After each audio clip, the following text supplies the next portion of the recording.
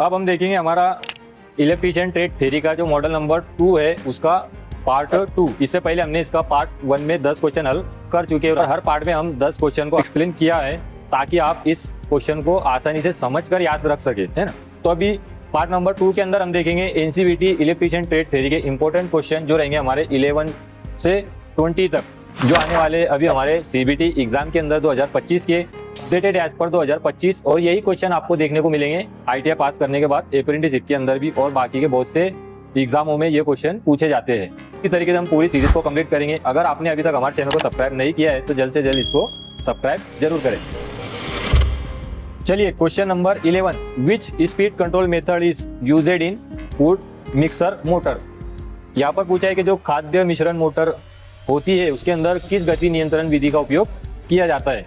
तो मिक्सर तो सबों के पास घरों में होगा, तो उसके अंदर हमने देखा है कि खटके के द्वारा एक जो खटका होता है एक्चुअल में वो सिलेक्टर स्विच होता है, उसके द्वारा हम गति को चयन करते हैं, फास्ट, स्लो, मीडियम, इस तरीके से। तो यहाँ पर क्या होता है सीरीज मोटर के अंदर, ये जो सीरीज वाइंडिंग होती है ये हमारा यूनिवर्सल मोटर होता है जो हमारा सीरीज मोटर की तरह ही कार्य करता है। तो इसकी जो वाइंडिंग होती है यहाँ पर क्या करते हैं हम 100 टर्न लगाने के बाद यहाँ से हम एक सिरा टैपिंग करके निकाल लेंगे, बरोबर। उसके बाद दूसरे 100 टर्न लगाएंगे और यहाँ से एक सिरा निकाल लेंगे, बरोबर। उसके बाद तीसरे में भी 100 टर्न लगाएंगे और यहाँ से एक सिरा निकालकर यहाँ पर जोड़ देंगे, बरोबर। मतलब टैपिंग करके हमने एक एक सिरे यहाँ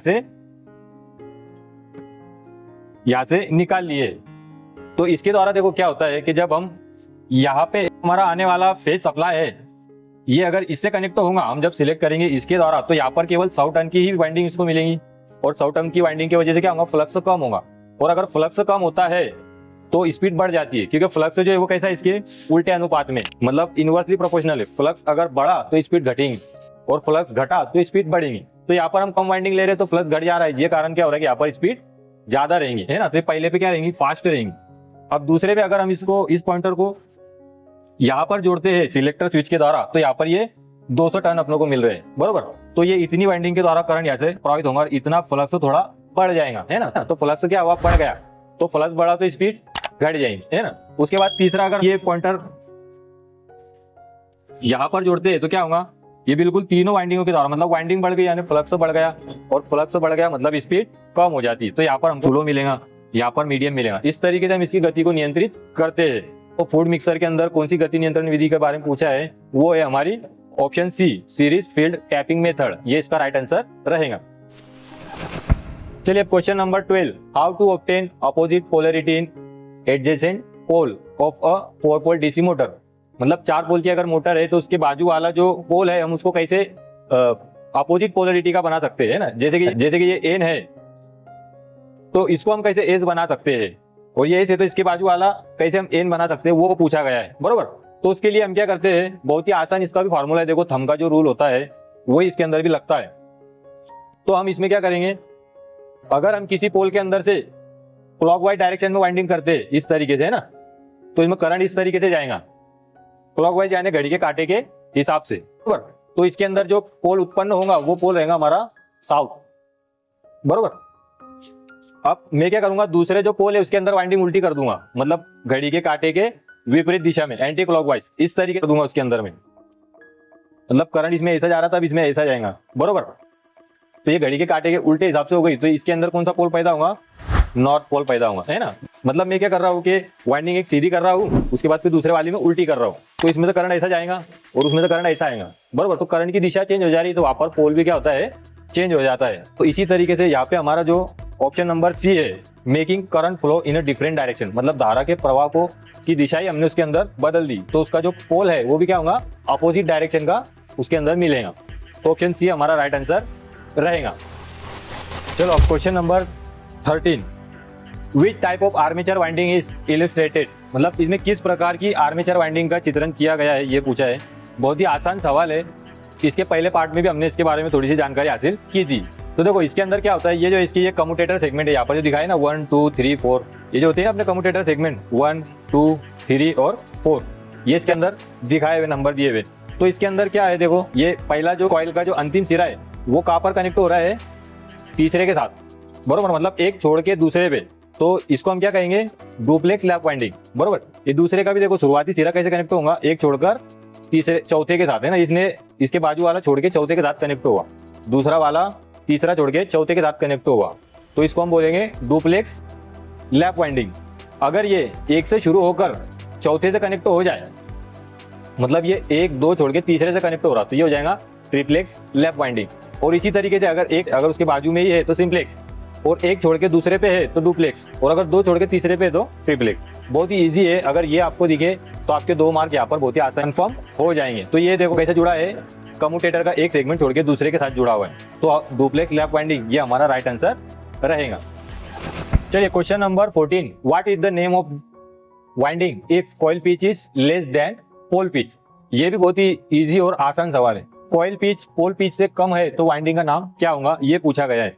देखो इसको समझने से पहले मैं छोटा सा, बहुत ही आसान है, जिसको समझने के बाद ये क्लियर हो जाएगा आपको कि किस तरीके से हम इसको पहचान सकते हैं। अगर समझो कोई आर्मेचर ऐसा है जिसके अंदर 36 स्लॉट है, बरोबर, ये स्लॉट होते हैं ना वाइंडिंग है 36 है, और उसके अंदर हमको 4 पोल पैदा करना है, तो हम क्या करेंगे, जो 36 स्लॉट से उसको डिवाइड करेंगे 4 पोल से, तो हमारे पास आएगा 9 स्लॉट। तो 9 स्लॉट में अपनों को कॉइल लपेटनी है, 9 स्लॉट में अपनों को एक पोल का डिफरेंस रहेगा, मतलब 9 स्लॉट के बाद जैसे यहाँ पर ये एन रहा ना, तो 1 2 3 4 5 6 7 8 9, 9 के बाद साउथ पैदा होगा, ये दोनों पोल की पिच हो गई, बरोबर। तो इसके अंदर हमारी जो वाइंडिंग है वो बरोबर कैसी होनी चाहिए, अब ये पोल पिच हो गई हमारी, तो यहाँ से अब अगर हम कॉइल की वाइंडिंग इस तरीके से बरोबर यहाँ तक ले जा रहे हैं तो हम इसको इलेक्ट्रिकली बोलते हैं 180 डिग्री, बरोबर। तो ये कॉइल पिच भी अगर बरोबर दोनों पोल के साथ हो रही है 180 डिग्री में, तो हम इसको बोलेंगे फुल पिच। क्या बोलेंगे, फुल पिच। और अगर ये दोनों कॉइल के पहले ही अगर ये हो जा रही है जैसे 8 पर या 7 पर या 6 पर हो जा रही है, तो ये जो कॉइल की पिच है ये क्या हो जा रही है, फिर शॉर्ट पिच हो जा रही है। और अगर इसके आधे में है तो हाफ पिच कहेंगे, है ना। तो उसी तरीके से यहाँ पर क्या बोला है कि कॉइल पिच लेस देन है पोल पिच के, मतलब कॉइल पिच छोटी है, पूरे दोनों उसने जो है इसके जो स्लॉट है वो कवर नहीं किए, उसका जो स्पैन होता है वो कितना है, कम है, बरोबर। जैसे हम क्रिकेट के मैच में 2 स्टंप होते हैं, बॉलिंग करने वाला और बैटिंग करने वाला, तब जब रन हम लेते हैं तो हमको इधर से जाकर बॉलिंग के पिच को टच करना होता है, तो वो फुल पिच है, वो 1 रन माना जाता है। और अगर बीच में से ही भाग के आ गए तो वो रन माना जाएगा, नहीं माना जाएगा। उसी तरीके भी क्या होता है कि पूरी जो स्लॉट है वो कवर नहीं करती है, बीच में ही उसका टर्न आ जाता है अगर 6 या 7 या 8 पर, तो उसको हम शॉर्ट पिच कहेंगे। और अगर बीच में से आ गए तो हाफ पिच कहेंगे ना। तो यहाँ पर कॉइल पिच जो है वो छोटी है पोल पिच से, तो हम उसको बोले लेंगे option number D, short chord winding, है ना। कॉर्ड और पिच बिल्कुल सामान्य होते हैं, तो उसके अंदर अपनों को कंफ्यूज नहीं होना है। ऑप्शन डी हमारा राइट आंसर रहेगा। चलिए question number 15, which type of DC motor is used for sudden application of heavy load. मतलब यहाँ पर ये पूछा है कि अगर अचानक कोई भार बढ़ जाता है मोटर के ऊपर या लोड बढ़ जाता है, तो वैसी स्थिति की जगह पर कौन सी मोटर का उपयोग किया जाना चाहिए, यह इसके अंदर पूछा है। तो यहाँ पर हमारा जो राइट आंसर रहेगा वो है option B, cumulative compound motor, Hindi में उसको बोलेंगे संचयी यौगिक मोटर। तो इसके अंदर देखो क्या होता है, कंपाउंड मोटर में दोनों वाइंडिंग होती है, शंट भी और सीरीज भी। अगर दोनों ही एक दूसरे के सहायक है, मतलब दोनों के अंदर की करंट दिशा एक जैसी है, तो दोनों का मैग्नेट फील्ड एक दूसरे को सहायता करता है, बरोबर। एक टार्क के लिए काम में आता है और एक आता है हमारा स्पीड को नियंत्रित करने के लिए। जब यहाँ पर लोड बढ़ जाएगा तो इसके अंदर आर्मेचर क्या करता है, करंट अधिक लेने की कोशिश करता है। आपने देखा होगा अगर किसी मोटर के ऊपर ज्यादा भार डाल दो, हद से ज्यादा, उसकी जो रेंज है उससे भी ज्यादा, तो वो अधिक करंट लेने की कोशिश करता है और अधिक करंट लेने में वो जल जाता है ना। तो उसी तरीके से अगर यहाँ पर लोड बढ़ता है तो ये वाइंडिंग के द्वारा क्या होगा, अधिक करंट प्रवाहित होगा और ये सीरीज फील्ड वाइंडिंग अधिक टार्क पैदा करेगी, जिस वजह से उसकी जो स्पीड कम होने वाली थी वो टार्क बढ़ने की वजह से नियंत्रित हो जाएंगी। तो ये काम करता है हमारा cumulative compound motor, cumulative compound motor. तो ये इसका राइट आंसर रहेगा। चलिए question number 16, what is the effect if a DC shunt motor if it supply terminal are interchange. मतलब डीसी जनरेटर में क्या प्रभाव पड़ेगा अगर इसका आपूर्ति टर्मिनलों को आपस में बदल दे। मतलब जो हम मोटर को सप्लाई दे रहे हैं, प्लस और माइनस, अगर प्लस की जगह पर माइनस कर दे और माइनस की जगह पर प्लस कर दे, दोनों को बदल दे, तो मोटर को क्या होगा, वो उल्टी घूमेंगी या सीधी घूमेंगी या स्लो घूमेंगी, वो इसके अंदर पूछा है। देखो इसमें क्या होगा, इसको समझने के लिए मैं एक छोटा सा डायग्राम बनाता हूँ। ये हमारे जो मोटर के अंदर जो फील्ड पोल होते हैं उसके द्वारा क्रिएट किए हुए पोल से, है ना, ये नॉर्थ ये साउथ, ये नॉर्थ ये साउथ। अब दूसरा जो हमारा आर्मेचर रहेगा, अब इसमें मैं 2 ही पोल बनाता हूँ ताकि आपको समझने में आसानी हो।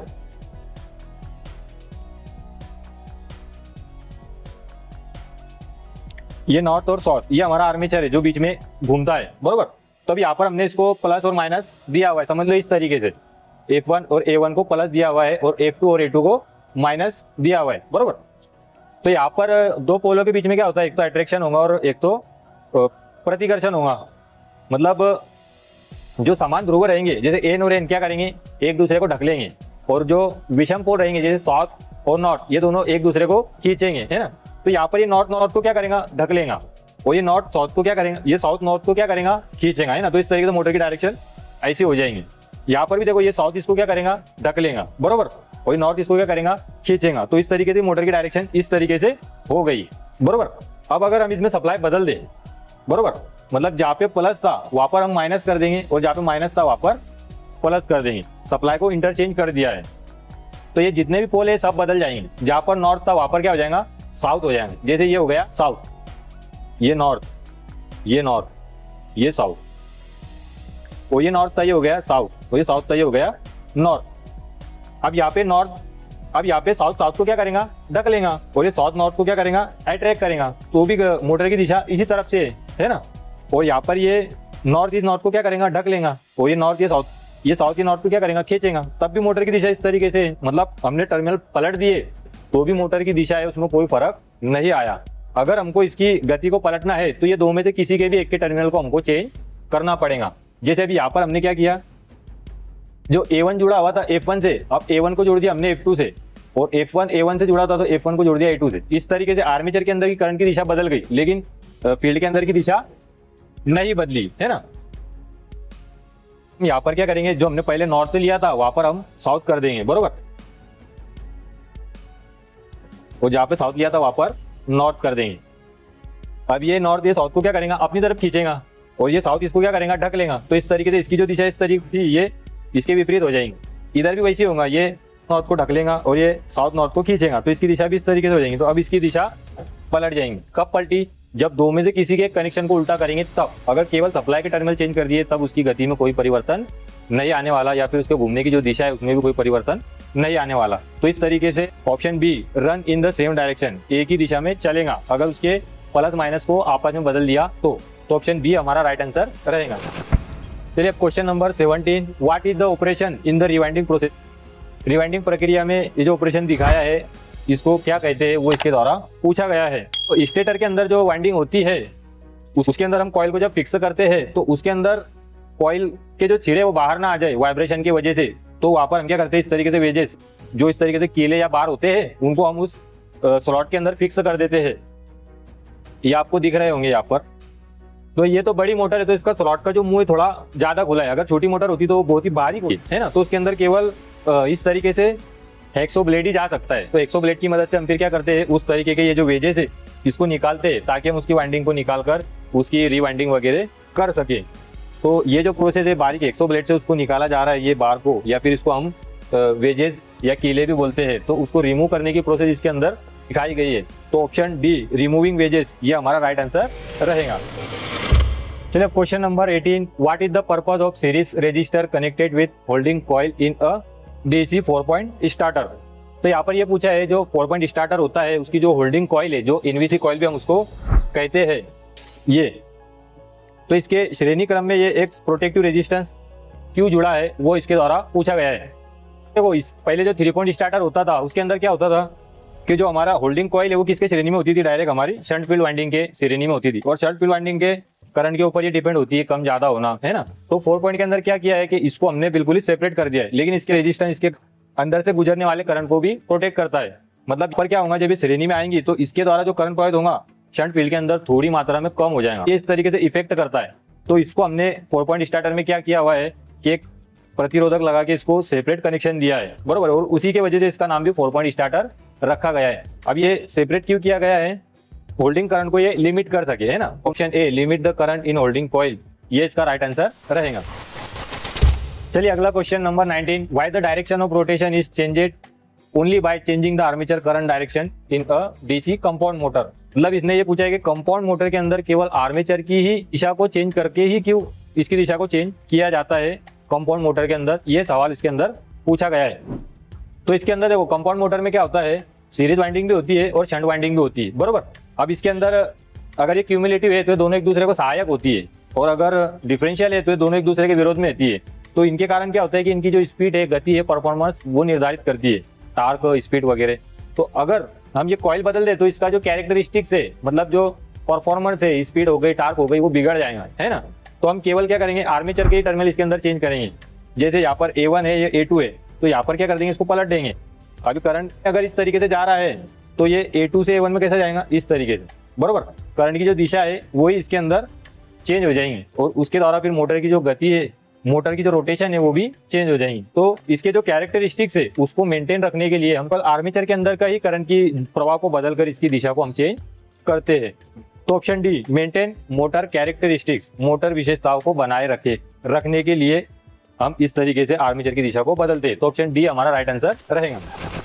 चलिए question number 20, calculate the average pitch YA for retrogressive wave winding if number of armature conductor 14, number of slot 7, number of poles 2।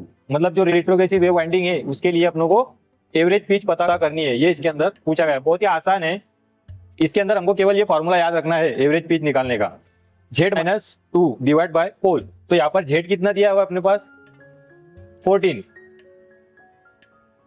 -2 constant है, डिवाइड बाय P, पोल कितने अपने पास 2, तो ये कितना आएगा, 14 में से 2 गए तो 12 बचेगा, बरोबर। 12 divide by 2 equal to 6, equal to कितना आएगा, 6।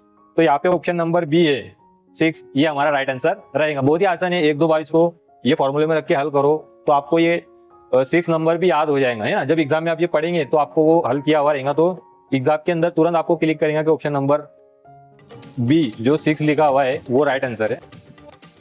तो चलिए यहाँ पर हमारा ये मॉडल नंबर 2 का दूसरा पार्ट भी खत्म हुआ। अगर आपको ये क्वेश्चन समझ में आए हो और वीडियो अगर इन्फॉर्मेटिव लगा हो तो हमारे चैनल को सब्सक्राइब जरूर करें।